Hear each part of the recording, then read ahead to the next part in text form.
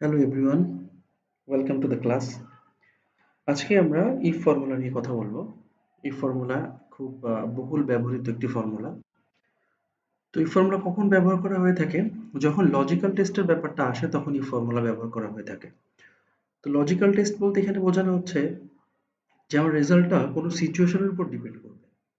সিচুয়েশনটা ঘটলে বা কোনো সিচুয়েশন হলে আমার রেজাল্টটা চেঞ্জ হতে পারে, বা যদি সিচুয়েশন পজিটিভ হয় তাহলে একরকম রেজাল্ট হবে, আর সিচুয়েশন যদি নেগেটিভ বা অন্য কিছু হয় তাহলে রেজাল্ট অন্যরকম হবে।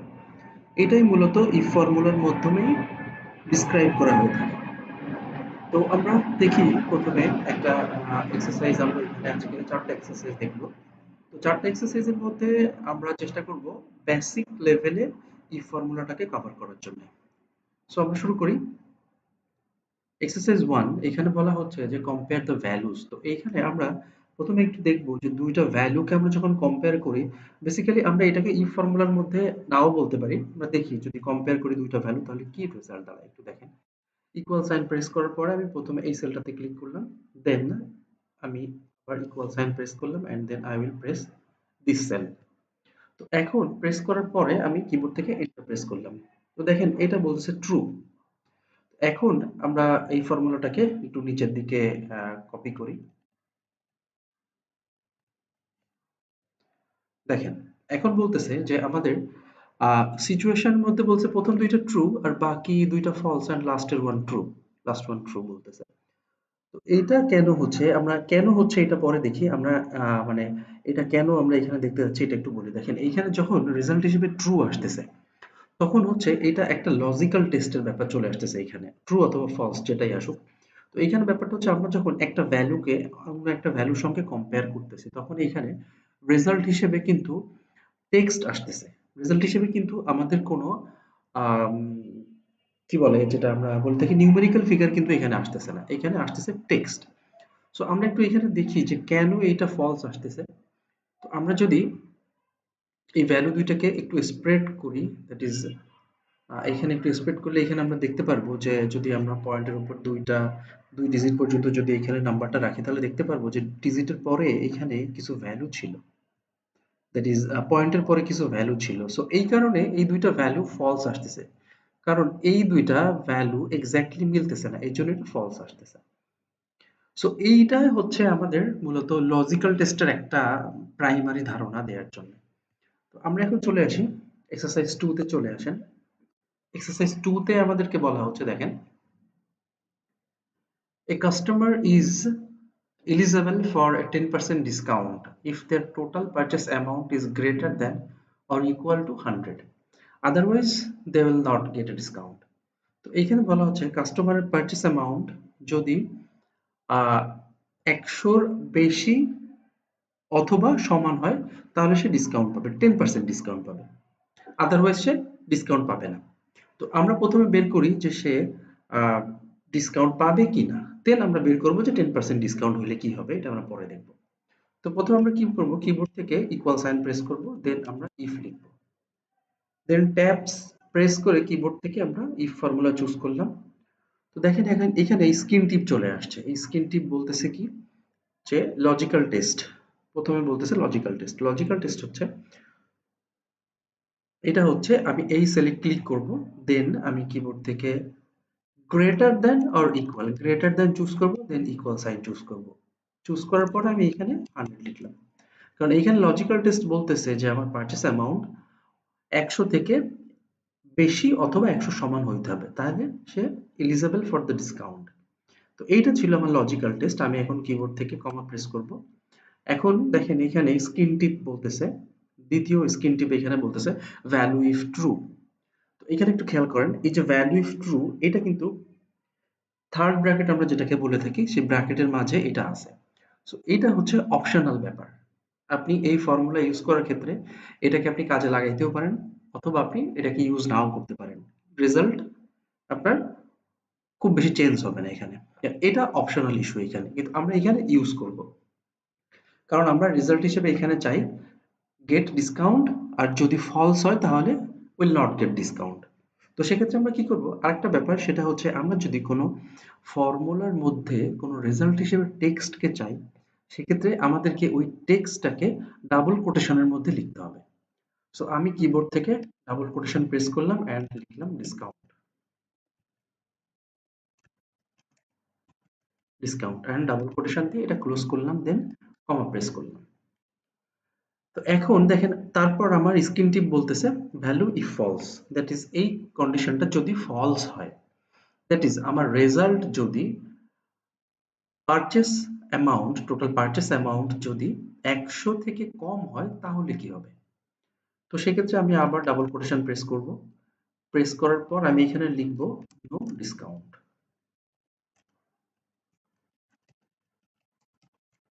দেন ডাবল কোটেশন ক্লোজ করলাম অ্যান্ড দেন আমি ব্র্যাকেট দিয়ে এই ফর্মুলা ক্লোজ করব। তো এখন আমার কন্ডিশন কমপ্লিট। এখন আমি কিবোর্ড থেকে এন্টার প্রেস করব। দেখেন আমার রেজাল্ট হিসেবে বলতেছে এটা ডিসকাউন্টের জন্য এলিজেবল, কারণ এই ভ্যালুটা ১০০ অথবা ১০০ থেকে বেশি। এখন আমি ফর্মুলাকে নিচে কপি করি। এখন দেখেন এটা বলতেছে যে যেটা ১০০ এর কম সেটা নো ডিসকাউন্ট এখানে শো করতেছে। দেখেন তো এটা হচ্ছে আমাদের ইফ ফর্মুলার ইউজ বা ইফ ফর্মুলার ব্যবহার। এখন আমরা দেখব যে যদি আমার এই ভ্যালুটা, এই সেলে যদি আমার ভ্যালুটা যদি ১০০ অথবা ১০০ র বেশি হয়ে থাকে তাহলে সে 10% ডিসকাউন্ট পাবে। তো সেটা আমরা কিভাবে করব একটু আমরা দেখি। তো আমরা কিভাবে করব, আমরা এই ফর্মুলাতে ঢুকে এখানেও করতে পারি অথবা আমরা ডিফারেন্ট একটা সেলেও করতে পারি। তো আমরা এটা ডিফারেন্ট একটা সেলে এটা করি। সো আমি প্রথমে এটা কপি করলাম, কপি করে এখানে পেস্ট করলাম, পেস্ট করে আমি এই সেলটার নাম চেঞ্জ করি, চেঞ্জ করে আমি এখানে এই সেলটার নাম বলি যে 10% ডিসকাউন্ট, 10% ডিসকাউন্ট। সো এখন আমি এখানে ফর্মুলা করব, সরি। সো আমি এই ফর্মুলা আমার এখানে যেটা করা ছিল আমি প্রথমে এটাকে একটু রিলেট করি, দেন আমি এখানে আবার শুরু করব। আমি কিবোর্ড থেকে ইকুয়াল সাইন প্রেস করব, করে ইফ ফর্মুলা চুজ করলাম। এখন লজিক্যাল টেস্ট হচ্ছে যদি এই ভ্যালুটা আমার গ্রেটার দ্যান অর ইকুয়াল হয় 100 এর, দেন আমার ভ্যালু ইফ ট্রু, যদি ঘটনা সত্যি হয় তাহলে কি হবে, তাহলে ডিসকাউন্ট পাবে। কিসের ডিসকাউন্ট পাবে? ডিসকাউন্ট পাবে 10%। কিসের ডিসকাউন্ট? যে সেলস, যে পারচেস অ্যামাউন্ট, এই পারচেস অ্যামাউন্টের 10% সে ডিসকাউন্ট পাবে। সো এইখানে আমি এই সেলটাতে ক্লিক করব আবার, দেন আমি মাল্টিপ্লাই করব এইটাকে 0.1, that is 10%, then comma press করব অ্যান্ড ভ্যালু ইফ ফলস, যদি ঘটনা সত্যি না হয়, দ্যাট ইজ পারচেস অ্যামাউন্ট যদি ১০০ থেকে কম হয় তাহলে কি হবে? তাহলে আমি এখানে বলবো নো ডিসকাউন্ট। সো আবারও বলি, যখন আমি ফর্মুলার মধ্যে কোনো টেক্সটকে রেজাল্ট হিসেবে চাই তখন আমাকে এটা ডাবল কোটেশনের মধ্যে লিখতে হয়। সো আমি আবার ডাবল কোটেশন প্রেস করে লিখব no discount, double quotation close করলাম অ্যান্ড ব্র্যাকেট ক্লোজ করলাম, দেন কিবোর্ড থেকে এন্টার প্রেস করলাম। দেখেন এইখানে এটা 10% ডিসকাউন্ট পাচ্ছে, এর জন্য ১২ টাকা। এইখানে পাচ্ছে 10% এর জন্য ২০ টাকা। আর বাকি তিনটাতে কোনো ডিসকাউন্ট নাই, বিকজ এই তিনটার ভ্যালু ছিল সব ১০০ র নিচে। সো এইটা আহ, আমরা আরেকটু মডিফাইড ওয়েতে করতে পারি। যেমন দেখেন, যদি এখানে আপনার ডিসকাউন্টের অ্যামাউন্টটা চেঞ্জ হয়, যদি ডিসকাউন্ট আপনার 20% হয় বা 30% হয়, সেক্ষেত্রে কি করতে হবে? আপনাকে এই সেলে এসে এই ডিসকাউন্ট ভ্যালু চেঞ্জ করতে হবে, করে তারপর আবার আপনার ফর্মুলাকে নিচের সেলগুলাতে নতুন করে কপি করতে হবে। তো এইটা থেকে রিলিফ পাওয়ার জন্য আমরা কি করতে পারি? আমরা করতে পারি এইখানে একটা সেলে আমি লিখব discount amount,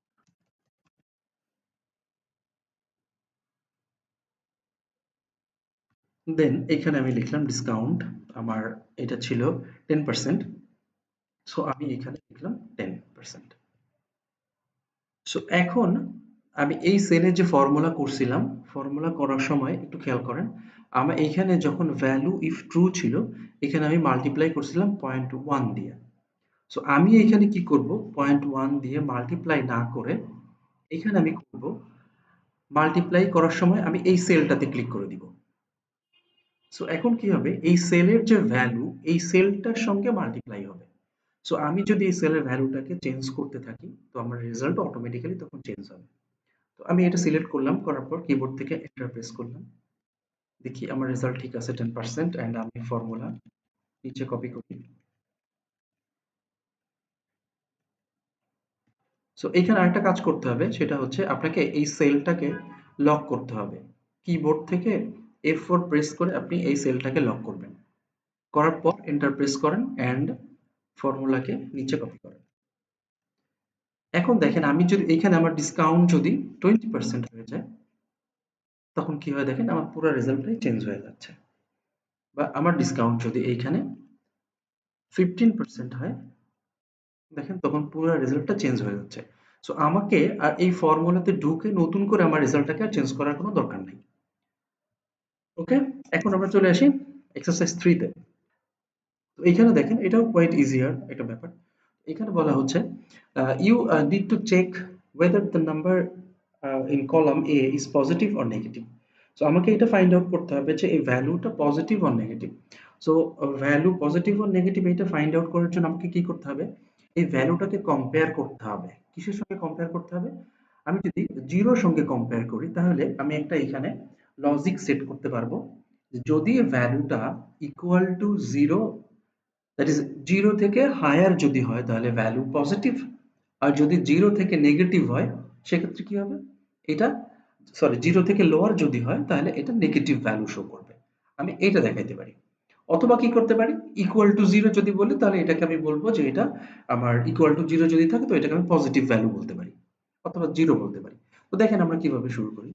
equal sign, if formula choose করলাম, দেন লজিক্যাল টেস্ট, এই সেলের value will be greater than or equal to zero.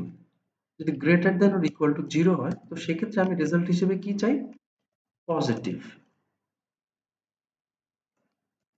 এক্ষেত্রে আমি যেহেতু রেজাল্ট হিসেবে কোনো টেক্সটকে চাচ্ছি সেক্ষেত্রে আমাকে এটা ডাবল কোটেশনের মধ্যে লিখতে হবে। আদারওয়াইজ কি হবে, যদি এটা আমি রেজাল্ট হিসেবে যদি জিরো থেকে ভ্যালুটা ছোট থাকে তাহলে কি হবে, এটা আমি চাই নেগেটিভ। সো এই ভ্যালুটাকে আপনার ডাবল, এই টেক্সটটাকে আপনার ডাবল কোটেশনের মধ্যে লিখতে হবে এন্ড ব্র্যাকেট ক্লোজ করতে হবে, দেন কিবোর্ড থেকে এন্টার প্রেস করলাম আমরা। তো দেখেন এটা পজিটিভ বলতেছে, আমি ফর্মুলাকে নিচে কপি করি।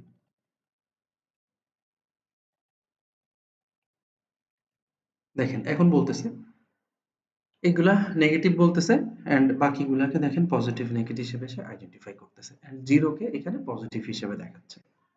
সো আমি যদি চাই যে জিরোকে সে জিরো হিসেবে দেখাবে, সো এইটাও পসিবল। তো এটার জন্য আমাকে একটু কমপ্লিকেটেড ফর্মুলা ইউজ করতে হবে, দ্যাট ইজ আমাকে ইফ ফর্মুলায় সেকেন্ড টাইম ইউজ করতে হবে, দ্যাট ইজ দুইবার আমাকে পরপর ইফ ফর্মুলা ইউজ করতে হবে, then we will get that result. তো এখন এইখানে আমাদের আরেকটা ফর্মুলার কথা বলা আছে, এখানে আমরা একটু খেয়াল করি।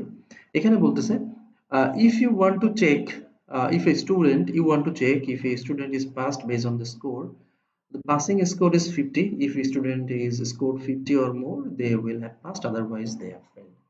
এখানে বলতেছে যদি স্কোর কোন স্টুডেন্টের স্কোর যদি 50 ক্রস করে থাকে তাহলে সে পাস করবে, আদারওয়াইজ সে ফেল করবে।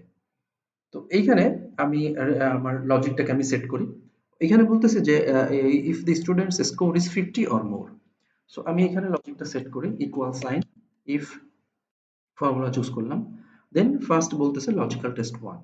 তো এই ক্ষেত্রে আমি এই সেলটার value that is score will be greater than or equal to 50 and then I will press comma from my keyboard and second আমার যে অপশনটা এটা বলতেছে ভ্যালু ইফ ট্রু, যদি এটা সত্যি হয় তাহলে কি হবে, তাহলে আমি রেজাল্ট হিসেবে চাই first double quotation and comma, and যদি এটা 50 এর কম হয় তাহলে কি হবে, ফেইলড।